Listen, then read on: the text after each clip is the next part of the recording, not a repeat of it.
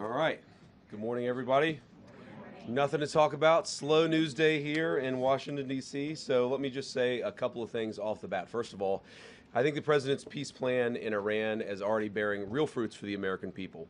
Last night, 12.5 million barrels of oil went through the Strait of Hormuz. That is a high since the beginning of the conflict. Oil prices are down nearly at their level from the pre-war conflict. Gas prices dropped below $4 a gallon today for the first time since the conflict. And importantly, they're going to keep falling further given how low oil prices are. On the military side, the Iranians, for the second night in a row, did not shoot at any ships in the Strait of Hormuz so far. They are honoring their end of the commitment. And on the blockade, CENTCOM has allowed north of a dozen ships to go through our naval blockade, and so we're also honoring our end of the early part of the agreement. On the military side, a couple of things that are still true and will be true whether the Iranians comply with the rest of the deal or not. Number one, their nuclear program has been completely destroyed. Their capacity for enrichment, the facilities at which they were using to develop enrichment and develop a potential nuclear weapon, those facilities are still destroyed. Their conventional military is still destroyed. Their capacity to threaten their neighbors is still largely gone. And now we see whether they are willing to comply with the next step of the president's peace plan. As you all know, the part of the peace plan, the part of this MOU that I think have been most misrepresented by certain parts of the media is the idea that the Iranians get all these benefits. You will hear things about $300 billion or $24 billion or this or that number of money or amount of money. And the simple fact is that the only way the Iranians get any of those resources, not a single penny, by the way, from the United States of America under any circumstances, but the only way that they would ever get any benefit of the bargain is if they comply fully and change their behavior. And so you really have a win-win situation for the United States of America. If the Iranians don't change their behavior, their military and their nuclear program is still destroyed. If they do change their behavior, then they are going to have a transformative relationship with the Middle East, and the Middle East will have a transformative relationship with the people of Iran. That's a win for the American people and for the President of the United States, regardless of which option the Iranians ultimately choose. We obviously want them to choose the right option. The interesting thing about their system, and I think it's important for the American people to appreciate this point in particular, is that there are real divisions within their country about how exactly to proceed. And what we've seen over the last couple of months is that the pragmatists within the Iranian system, the people who really do want to transform their relationship with the Middle East and with the world, those people are winning the argument. The United States wants those people to win the argument. The United States wants to have a better relationship, but in order for that to happen, the Iranians have to perform. And if they don't perform, as we've said before, they don't get any of the benefits of the bargain. So what I'd ask all of you is just to report honestly that the United States isn't giving up a cent of money to Iran, and even the economic benefits, the sanctions relief and so forth that comes along with this bargain only happens if the Iranians perform. So with that, I want to say thanks to all of you. It's good to be with you this morning, and I'll kick it over to questions. Let's start right over here to the right. Thank you, Mr. Vice President. I wanted to ask a follow-up on something you just mentioned. You talked about the possibility of the current Iranian leadership fundamentally changing their behavior. Do you think that the current Iranian leadership recognizes the leverage that the U.S. holds over itself economically and militarily enough to actually go forth with fundamentally changing their behavior over the long term and going about things differently? So I certainly think they recognize the leverage that the United States has over them. We've seen that in a number of our conversations. We've seen that just in their behavior over the last couple of days. They certainly recognize that the United States has great leverage. Will that ultimately lead to a change in behavior? I don't know. I've seen skeptics of the deal. People say the Iranians will never change their behavior. Well, maybe that's true, and if so, they don't get any of the benefits of the bargain. But isn't it worth trying? Isn't it worth seeing whether this incredibly weakened position that the President of the United States has put the Iranians under, whether that motivates them to change their behavior, not just vis-a-vis the West, but vis-a-vis the Middle East? And one of the interesting things about this is, the technical details of this we can, of course, get into. There are going to be any number of opinions about the negotiation, about where it's ultimately going to go. But I tend to think that you should trust the people who know the Iranians the best and who have the most to lose. What are the Gulf Arab states saying about this deal? What are they saying about this deal compared to the JCPOA in 2015? This is the Obama nuclear deal. Well, back then, they hated that deal. they felt like it empowered the Iranians to be bad actors across the region, and of course that's exactly what happened. They were right about that. What are they saying about the president's peace deal? They're saying this is an amazingly transformative thing for the region because either way, we and the broader region win. Iran is weakened, their nuclear program destroyed, their economy in desperate straits, and if they change their behavior, big things are going to happen for Iran and for the world. If they don't, no skin off our backs. Either way, we win, and that's the way the president has set up this deal and this negotiation. Thank you, Mr. Vice Yep. President. Just a quick housekeeping question, which I think you answered in your topper, but did the 60-day period officially begin yesterday? I would say the 60-day period officially started today. It was signed late, and it may have even been signed technically, because of the time shift. I think it's signed technically today, Iran time. So yes, the deal started yesterday. We're going to start the 60-day clock today. Go ahead. Can you help us understand President Trump's shift on his stance for Iran's ballistic missile program? Initially, it was a key objective to dismantle it. Yesterday, he said it would only be fair if they had some, if the countries around Iran also had some. So when and why did that change? And will the final agreement have any restrictions on these missiles? So we destroyed a substantial number of their ballistic missiles and their ballistic missile launchers themselves. It's not just the bullets, but it's the actual gun. And that's what we were extremely effective at in destroying during the last 3 months of the campaign. All the president said yesterday is that, of course, countries don't give up the right of self-defense. Israel doesn't give up the right of self-defense if Hezbollah fires rockets or drones at Israel. The Iranians don't give up the right of self-defense in their country, but we do expect that as part of the final deal, they are not going to be able to build the kind of missiles that can broadly threaten the entire world. And that's what the President of the United States said yesterday. And look, I mean, it's very simple. You can't tell a country, whether Israel or Iran, they're not allowed to have any self-defense. That's not what the president has asked. That's not what the president has requested. But as part of the final deal, what we want to see is Iran not funding regional instability, funding regional terrorism, and of course trying to rebuild their nuclear weapons program. That's the main thing. The nuclear weapons program is destroyed. It is gone. If the Iranians decided tomorrow to build a nuclear weapon, they simply don't have the capacity in order to do that. What we're trying to ensure is they don't rebuild that capacity, not just a year from now, 2 years from now, but many, many years from now, so that our children never have to worry about a state sponsor of terrorism having a nuclear weapon.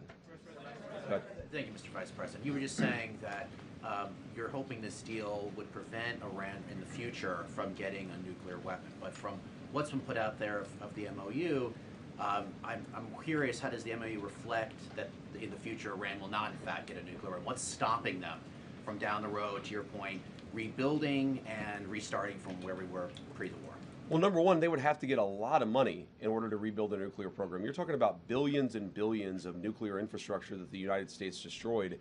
In order for them to rebuild that program, they would have to get a lot of money. And we have them in an economic chokehold right now that we're not going to release until they fundamentally change their behavior. What would that look like? That would mean a real inspections regime. That would mean a real enforcement regime. As the MOU contemplates, that would mean the destruction of their enriched stockpile. All of these things are the sorts of steps you're going to take if you're serious about ending your nuclear weapons program. And that, again, is why I go back to this fundamental trade that's built into the deal. They need money to do anything. Their economy is in absolute dire straits. But in order for them to get any integration into the world economy, they're going to have to show us and verify for us that they are changing their behavior. And that's why the deal is set up in the way that it is. Go ahead. President Trump said yesterday that he was going to blame you if the talks with Iran go sideways. Are you worried that he's going to make you the fall guy? No, not at all. I mean, I think the president was joking, but as he often does. But no, I think, look, the entire team has worked very well on this, and we've got this thing to a very good place for the American people. Now, I have seen some progressive criticisms of me personally saying, what experience does the Vice President of the United States have with hostile, high-stakes negotiations? And I would point those progressive critics to the fact that just 2 days ago, I spent over an hour on The View. So I actually have great experience in very hostile negotiations, and I've used that. I mean, look, Joy Behar is way tougher than the Iranians, and she and I are best friends now. So we're going to get to a good place here. We're going to get to a good place. We're already at a good place. It's just a question of whether we can really get the icing on the top of fundamentally transforming Iran's relationship with the world. Go ahead. Thank you. A couple of just timing questions. How soon, as the MOU lays out, can Iran start selling any of its oil that has sort of been impounded, right, with the blockade? And two, can you sort of explain the Lebanon component to the MOU and how that front works and the enforceability of it? Yeah, so the Lebanon component, this is about regional peace, right? This is about regional peace. And what that means is we expect Hezbollah is not going to be firing rockets and firing drones at the Israelis. And we also expect that the Israelis are not going to be going wild in Lebanon, right? Both sides have to honor their end of the deal. Now, as you guys know, sometimes these ceasefires are a little messy. The President of the United States said this a couple of weeks ago, that a ceasefire in that region of the world just means they're shooting a little bit less at each other than they were before. What you've seen is radical progress in Lebanon, less shooting, less firing, but you're still going to have these little flare-ups from time to time, and that's just the sort of thing that we're going to have to manage through the diplomatic process. Secretary Rubio's been sort of the person on point. It's actually worked out extraordinarily well because we do have substantially less shooting, but it's going to be something we have to manage. And eventually what we want to see is the Lebanese government, the elected representatives of the people of Lebanon, who are able to police southern Lebanon so that Hezbollah is not taking over the country, the Israelis are not threatened, and then consequently the Israelis are not attacking southern Lebanon or Beirut either. That's the plan there. You asked about the Iranian oil. Look, one of the interesting things that you've seen is that the Iranians have been completely unable to sell oil, not because of sanctions, but because of the blockade. Fundamentally, the thing that we have done here, the original, what we give, what they give, is that we said we're going to lift the blockade, we're going to allow you to sell some of your oil, and they're going to open the Strait of Hormuz. We see that process starting to work already. It's going to take a little time before it picks up fully, but that's where we are today. Go ahead. Thank you, Mr. Vice President. The MOU, just on the Strait, the MOU guarantees these 60 days of toll-free passage, but after that it has, of course, led to a regional dialogue with Oman and Iran deciding the future governance of the Strait. A senior U.S. official told us yesterday that they expect Iran to push aggressively on this, but also that Gulf states won't allow any kind of tolls. How strenuously will the U.S. fight to keep tolls out of the Strait and keep any fees away from the future Strait commercial traffic? And are you going to leave it to the Gulf states to kind of fight this battle? Well, first of all, we believe international waterways should be free of tolls, and that's been our position. That's what you see, of course, in the 60 days of the MOU. And when you say it leaves it open, it doesn't really leave it open, except in the sense that, of course, the final negotiation is going to set the terms of what comes afterwards, right? You said, I think that it's the Omanis and the Iranians, but it's actually the MOU contemplates that the Omanis, the Iranians, and the Gulf Coast Coalition together will figure out a proper security framework for the Straits in the future. And what I mean by that is that we don't ever want this to happen again. Right? That's not about tolling. That's about ensuring that the Straits are never used as a choke point for the global economy ever again. It's frankly not what the Iranians want. It's not what the Omanis want. It's not what the GCC wants either. So what we're going to do, of course, working with our allies in the region, is to ensure that that is reflected in the final deal. And if that's not reflected in the final deal, there's not going to be a final deal. And that is, I keep coming back to this fundamental structural point of this negotiation, which is that we have all the cards. If the Iranians want the benefits of the bargain, they have to give us the things that are necessary to get those benefits. Go ahead. Thank you, Mr. Vice President. We'll do both. Okay. Both you guys. There's one in the white and then one in, orange, I think. What about the pink?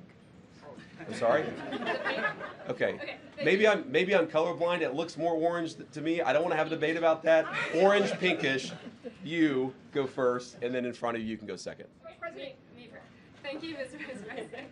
How does the points about granting some immediate waivers on sanctions, especially from the Treasury Department, how does that square with the Iran Nuclear Agreement Review Act? And are you planning on briefing Congress on this portion? Yeah, so I talked to James Braid, our head of OLA. We do plan to brief Congress very soon. I believe that they got the formal copy of the signed document this morning, and if not, they're going to get it at some point later today. We are planning a briefing. I believe right now the House is out of session, the Senate is in session, though maybe I've reversed that. But we're going to ensure that the team briefs Congress and, of course, answers their questions. We've been doing that informally, of course, talking to a number of people in Congress just over the last week. We'll keep on doing that, and we'll have a formal briefing. I won't say exactly when that will be because it depends a little bit about session schedule.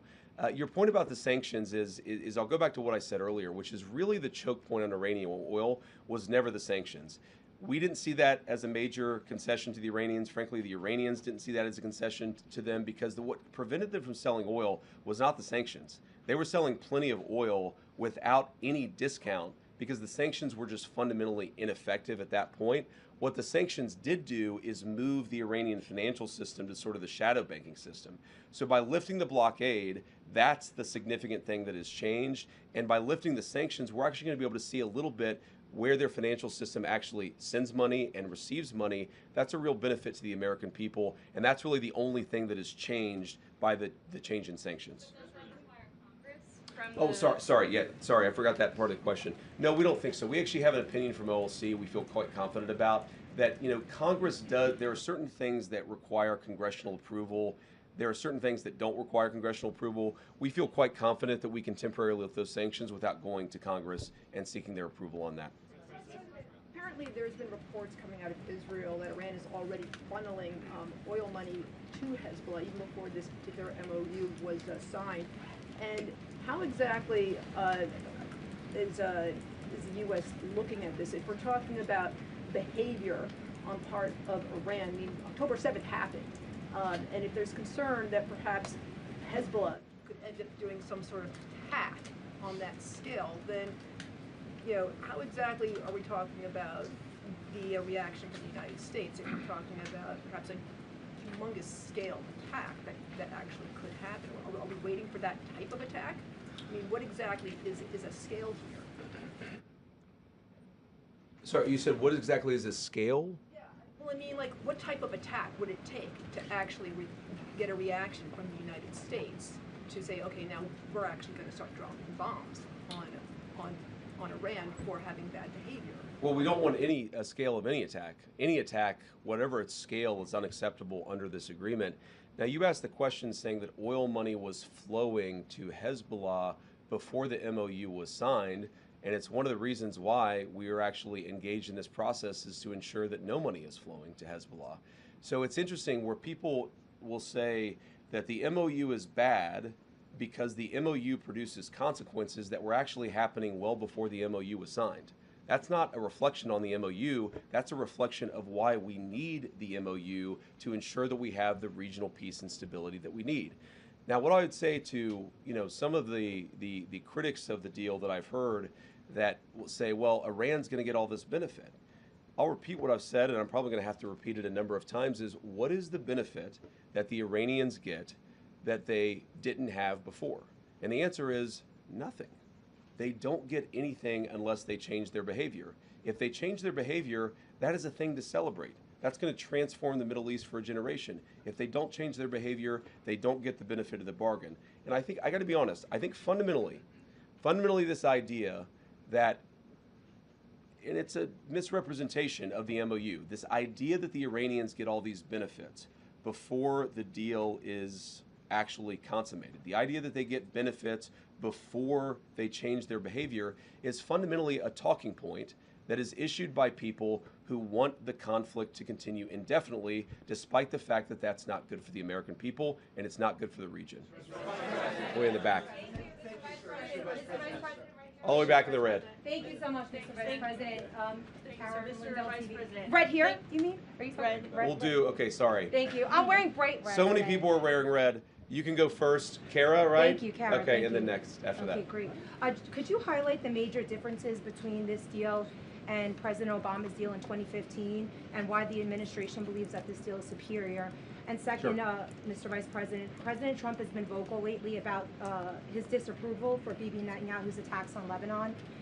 Has the administration spoken to Bibi Netanyahu directly about the president's concerns recently, and what is the feedback from Israel?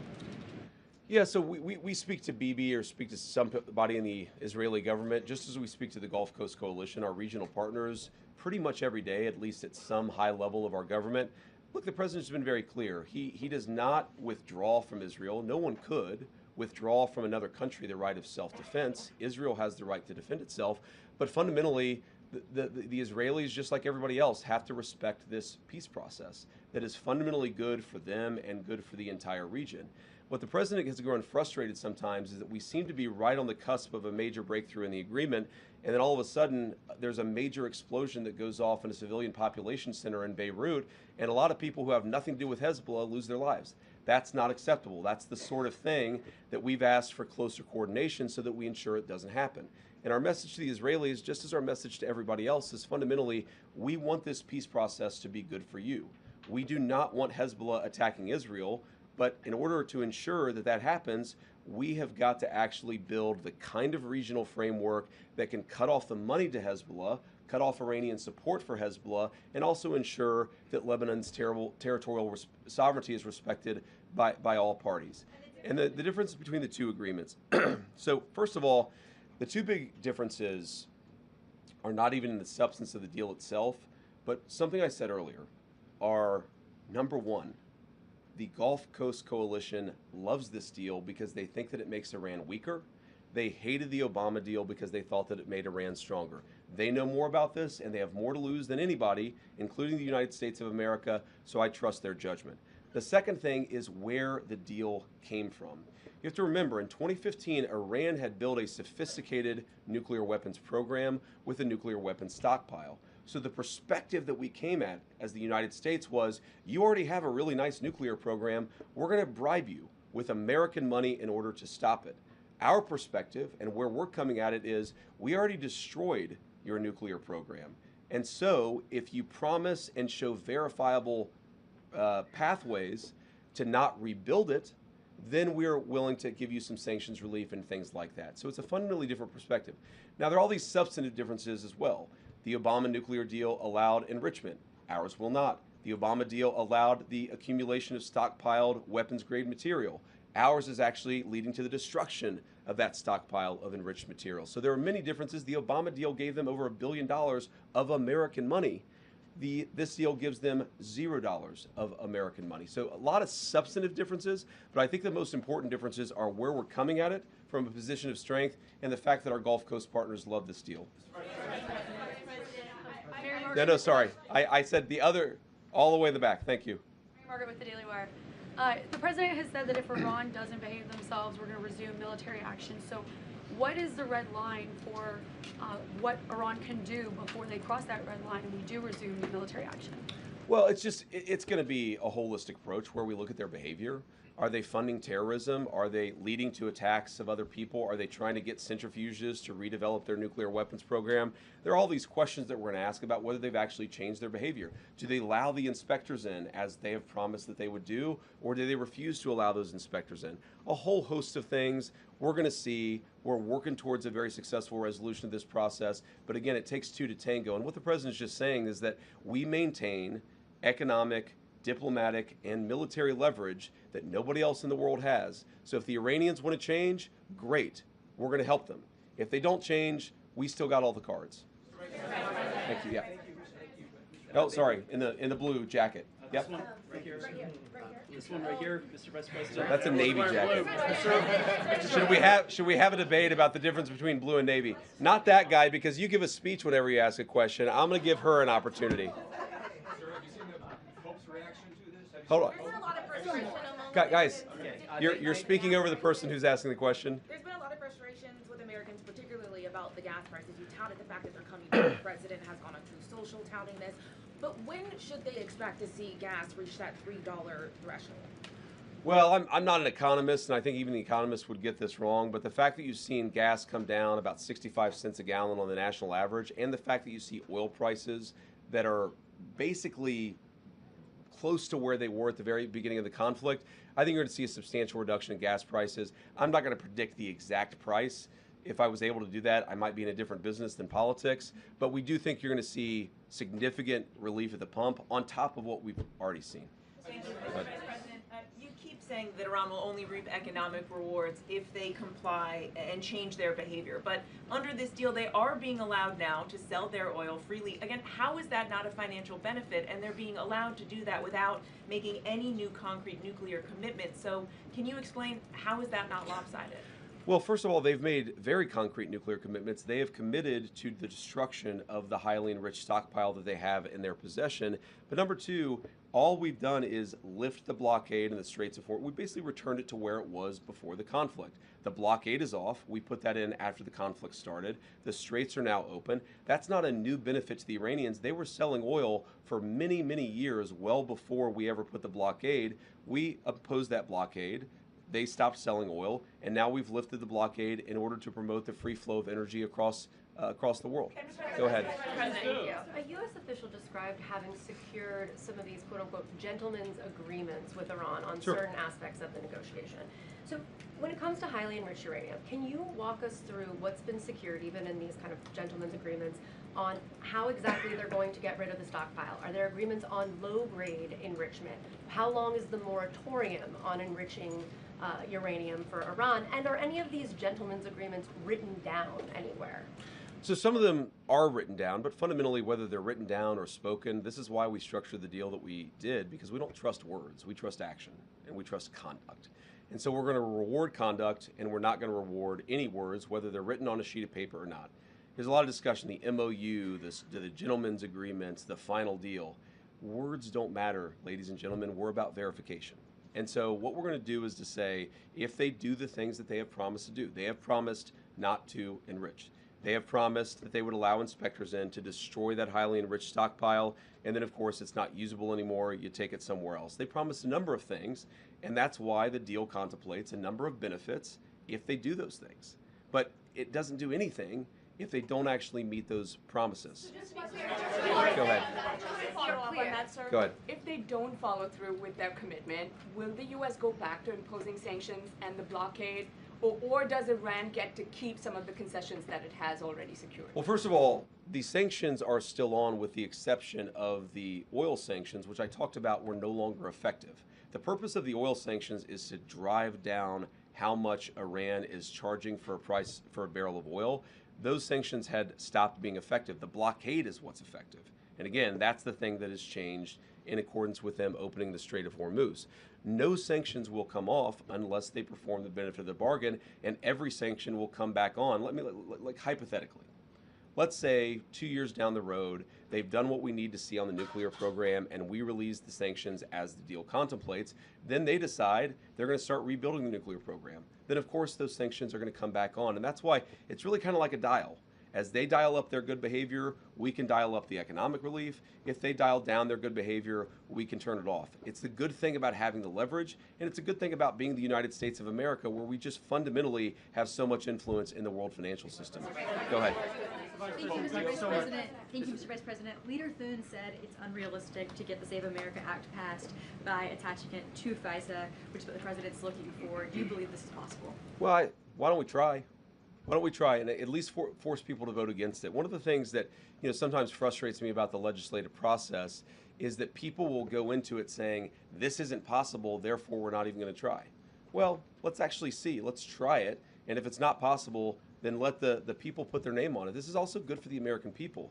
How many American senators know that the American people love the Save America Act because they believe in voter ID? But how many of those same senators don't want to vote for it because they know that the radical elements within their own party would punish them for it?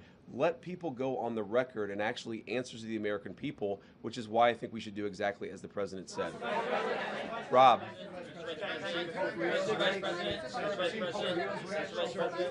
Rob. Thank you very much. On Monday, we were told the MOU will be published within 48 hours. The president then said after Friday. You, I think, then said by Friday, and then it ended up being read out on a briefing call yesterday.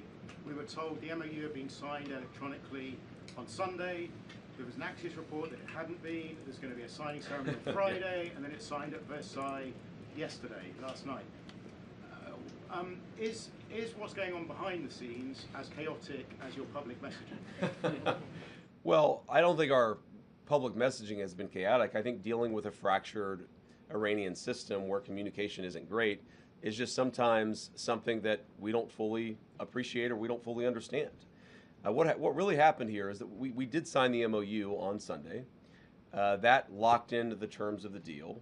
What the Iranians came to us and said is, we'd like not to release the text until Friday. I don't really understand that. I wanted to get the text out immediately, but in order to be accommodating to them, we said, sure, okay, we'll wait until Friday. And then what happened over Monday, Tuesday, the president was in G7, maybe foreign leaders were talking to the Iranians and encouraging them to do that. We were definitely saying to them, we understand your desire not to have the text out until Friday, but we live in a democratic system. The American people want to see the text of this deal. We would certainly like to get it out as soon as possible. And so they came up with having their president sign it, our president sign it, and then just releasing the text as a signed document immediately at that point. I do wonder, Rob, this is pure conjecture, I'm just guessing at this. I wonder if part of it is that they wanted to have a Persian translation, a Farsi translation that they felt good about. And then, of course, once they translate it into Farsi, our State Department has to confirm that the Farsi translation matches the meaning of the English. I think that is part of what was going on here. But the text is out there now. We said that we would be transparent about it. But the reason why it went back and forth a little bit about when exactly the text would be released is just we were trying to show good faith to the Iranians who, for reasons I have no idea, cared a lot about how the text itself was rolled out. Blue tie there. Thank you very much. Thank you very much, Mr. Vice President. As you know, because you were involved in this process, the MOU allows for Iran to sell its oil right away, which means that Iran can take in on a monthly basis tens of millions of dollars. Iran's economy was in tatters. How is this not essentially giving a lifeline to Iran economically? And what's to prevent Iran from using all of that money, all of those millions of dollars, to prop up its proxies in the region? Well, the number one thing is that we actually see where the money moves now because of what we've done with the financial sanctions. We actually know where the money is going to move. And so we have great confidence that we're going to be able to see if they try to fund terrorist organizations, we're going to be able to see that. But you said that millions of dollars is a lifeline. Right now, the Iranian nation is a nation of 94 million people. Their economy is in a free fall. They have sky-high inflation, and fundamentally, about $1 trillion of damage to their industrial base was caused over the last 3 months. The idea that selling a few $1 million worth of or a few $1 million worth of oil is going to fundamentally transform the Iranian economy, that's just not true. We thought that it would be good in order to lift the blockade and open the Straits of Hormuz to allow the free flow of energy. We felt that it was reasonable that if we're going to allow everybody else to sell their energy during this period of negotiation, we would allow everyone to sell their energy. That's all we're doing. We can slap everything right back on if the Iranians don't make the deal that we expect. Yeah. Either one. Either one. Yeah, no, yeah. Guys, how about both of you? Go ahead. Mr. Vice President, so President Trump said we'll finish one, talking about Iran, and he said then Cuba is next. Is Cuba next? And also on Colombia, Mr. Vice President, he has mentioned Colombia 3 times this week. Why is it so important, the election day in Colombia for President Trump? You guys have to ask Marco about Cuba. That's not... Look, our view, go ahead in a second, but let me just actually answer this guy's question. Fundamentally in Cuba, it is a system that hasn't worked. They can't make any money. Their economy is frankly probably in worse shape than the Iranian economy. It's 90 miles from our shore, so every time that there's a crisis, you end up having desperate refugees or desperate, people who can't feed their families trying to flood into our country. We want the people of Cuba to be happy and successful. We're actually talking to the Cuban government right now about how they could change their ways to change that. We're going to see what they do, and obviously, if they do one thing, we're going to do something. If they make smart decisions, we're going to have a much better relationship with that island. Go ahead. Mr. Vice President, Vice President, thank you so much. I know that you are still not sure if you are going to run for president in 2028, but if you do not, is there anyone in particular that you would want to see run? What's your name? Stephen Kapuska, sir. I want Stephen Kapuska to run for president in 2028. Go ahead. Go ahead. Thank you, Vice Yeah. President Vance. I've got two questions. Could you describe the status of your Switzerland trip? Are Sure. you definitely still going? What are your plans? And also, if we could drill down on frozen funds, there's been a lot of focus on oil sanctions, but on frozen funds, what's your understanding of how much money is frozen, how much of that is in the U.S.?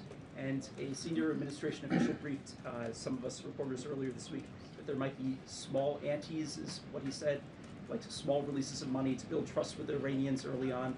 Could you describe that whole situation? So on the frozen funds, the amount of money, I honestly don't know. I've heard numbers north of $100 billion. I've actually heard numbers north of $200 billion. Most of it is not in United States accounts. Most of it's either in the Gulf or in Europe or somewhere else.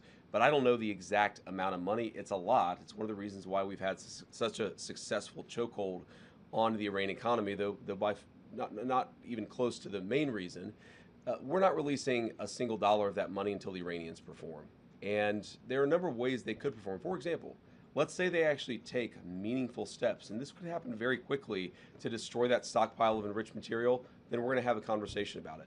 But they have to perform. I've seen some reports, I don't know where this came from, that the Qataris had released billions of dollars in Iranian assets. That's just not true. It would be impossible for the Qataris to do that without our buy-in, and certainly without us seeing it. So a lot of this reporting is just fundamentally wrong. They don't get a dollar of unfrozen assets, their money, not our money, but they don't get a dollar of unfrozen assets until they actually perform under the deal. You asked about Switzerland.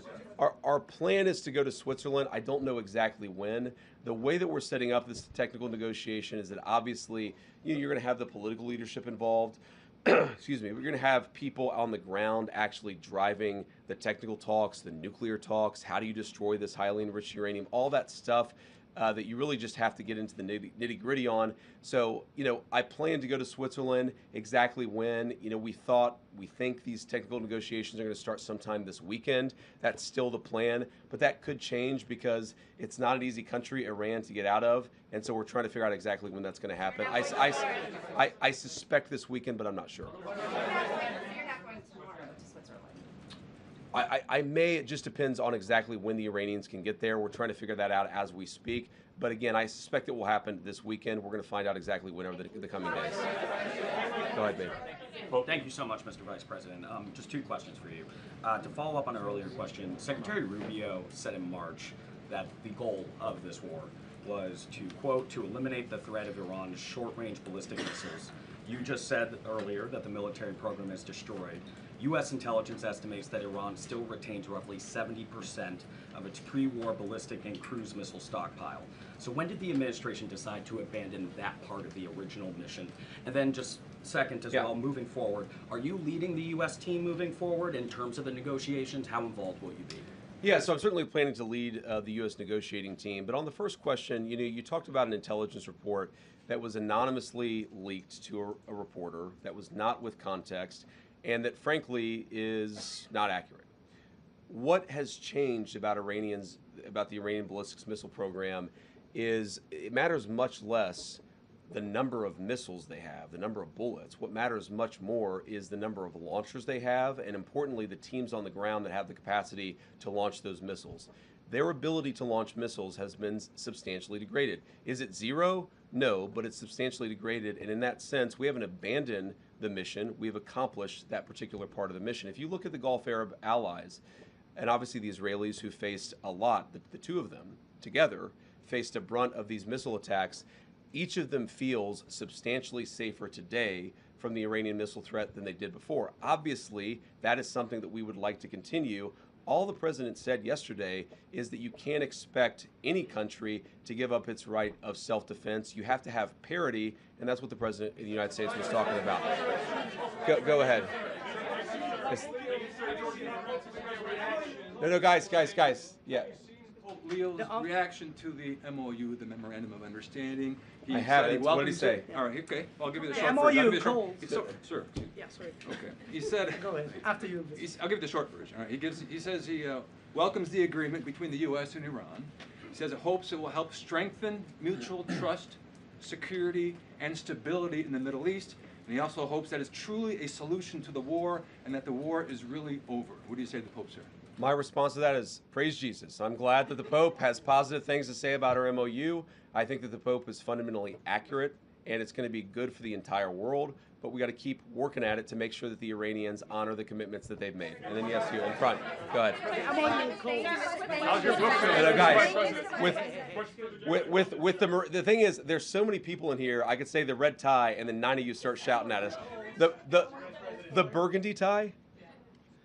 The MOU calls for a There we go, that guy. Yeah, sorry.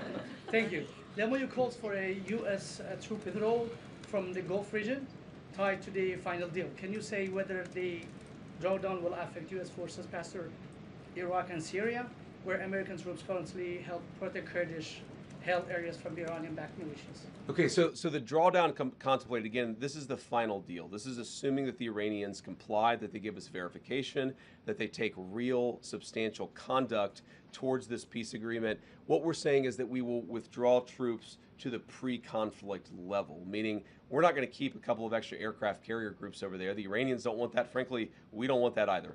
Go ahead. Yeah. Going to be funding that $300 billion fund. Who exactly is funding that? Is that private companies? And I also noticed that your voice is hoarse. Are you sick? Have you been using your voice a lot? Well, I've been on a bit of a book tour the past couple of days, but I can't promote my book here in the White House press briefing room. I had a cold about a week ago. That and talking a lot about this deal and talking a lot about the book, I'm definitely a little bit hoarse. But you asked, your first question was about is funding that $300 billion. Oh, I see. So what's interesting about this is there is a great desire from the Arab world and from outside the Arab world to actually get involved in Iran if they behave properly. So for example, let's say the United Arab Emirates, who've been a great ally over the last, not just few months, but over the last many years, let's say that they would like to invest in building a power plant. That actually is impossible right now because of the way that U.S. sanctions work. And so what we're saying is that if you behave, and if the Emiratis themselves want to build a power plant, then we will do the sanctions relief necessary to make that possible. The good thing about that is that it actually creates integration, which is leverage. A world where the Gulf Coast Coalition has greater leverage into the Iranian economy is a world where the Iranians are going to be heavily prevented from misbehaving. So it's a lot of the Gulf Coast Coalition, again, they see that Iran is weakened, they see there's an opportunity to build a new relationship there, and they're saying if they behave, and if the United States is willing to allow this to happen, then absolutely we want to change our relationship with Iran. No, well, I mean, I assume that in the United Arab Emirates there would be private money and so forth that would be part of this. But again, this is so far in advance because it assumes a transformation in Iranian behavior. Sir. Thank you so much, Mr. Vice President. As you know, the Iranian-backed groups in the region were involved in this war, and they damaged U.S. facilities and your allies as well. How does this agreement affect Iran-backed groups across the region, especially the Iranian-backed groups in Iraq? And my second question, this agreement requires Iran to stop attacking the Kurdish opposition in Kurdistan region, which they did 2 days ago. So what this agreement does fundamentally is it requires Iran to behave like a normal country.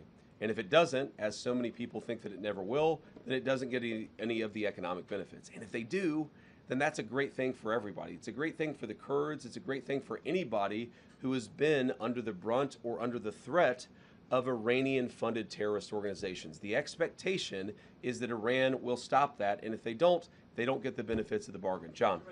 Thank you, Mr. Vice President. Many of the colleagues that you served with in the U.S. Senate and Republican Conference have criticized this deal over the last 24 hours. What is your message, Mr. Vice President, back to them? So I guess I would say to anybody, any of the critics, is number one, have a little bit of faith in the President of the United States. The idea that he is going to strike a deal that's been bad for the American people, it's preposterous. He is the person who's had the courage to fundamentally transform our relationship with Iran and with a lot of other countries over the last year and a half. He believes in this deal. He is going to see it to completion, and if the Iranians don't comply, we still have every single tool and point of leverage that we have today. That'd be message number one, is have a little faith in the president's ability, given that he's got us this far, to take us the final step. The second thing that I would say is so many of what I've read or heard that people believe about this deal is just fundamentally untrue. It is a memorandum of understanding. It is fundamentally a principle that yes, the Straits of Hormuz are going to be open immediately, and they already are. Yes, they're going to give up their highly enriched material, but they've got to actually do it. It's about conduct. It's about rewarding good conduct and punishing bad conduct, which in some ways is what we've been doing for the last 3 months vis-a-vis that country anyway. So many of the criticisms, I saw Lindsey Graham came out with a positive statement after expressing some concerns. I think that when people get to understand not just the agreement, but our negotiating posture as a country, they will realize this is an excellent thing for the American people, but that's part of our job. We've got to tell the story about what this means for Americans, how it's going to make all of us safer and more prosperous. That's why I'm here talking to everybody, and we're going to keep on telling that story in the days and weeks to come. Go ahead. Thank you, sir. Jordan Conradson with the Gateway Pundit. I want to talk back to the Lebanon component of the deal. There's a report in Axios that Netanyahu's fuming over this. Israel doesn't feel bound to the MOU as it relates to Lebanon. If, as you mentioned, your frustration with Israel striking in Beirut, hitting apartment buildings, if that continues, could it torpedo the deal? And what would the U.S.'s response be to a broader war in Lebanon involving Israel and Hezbollah? Yeah, well, I don't want to get into hypotheticals that could torpedo the deal, because I think the president's expectation is that all of our friends, the Israelis, the Arabs in the region, we're going to work together and actually see this deal to completion. Now, I saw the Axios report, that Netanyahu is fuming. That's not reflective of the conversations that I've had with him, but maybe he's saying something to somebody else that he's not saying to me. What I will say, and this does bother me, is that you've seen people within Bibi's cabinet who have come out and attacked the deal, and in some ways very personally attacked the President of the United States. And I guess my message to them would be twofold. Number one, Donald J. Trump is the only head of state in the entire world who is sympathetic to the nation of Israel at this moment in time. And he happens to be the head of state of the world's superpower. If I was in the cabinet of the Israeli government, I might not be attacking the only powerful ally that I have anywhere left in the entire world. And the second message I would give to some of those cabinet members, Bibi, to his credit, has not gone down this path, but to some of these cabinet members in Israel who are attacking the President of the United States, the other thing that I would say is that over the last 3 months, 2/3 of the defensive weapons that have protected your homeland have been built by American hands and paid for by American tax dollars. The problem for Israel is not Donald J. Trump. And anybody in Israel who thinks their biggest problem is the President of the United States needs to wake up and smell the reality of the situation that country is in. Thank you all. What have you learned about going to war against Iran?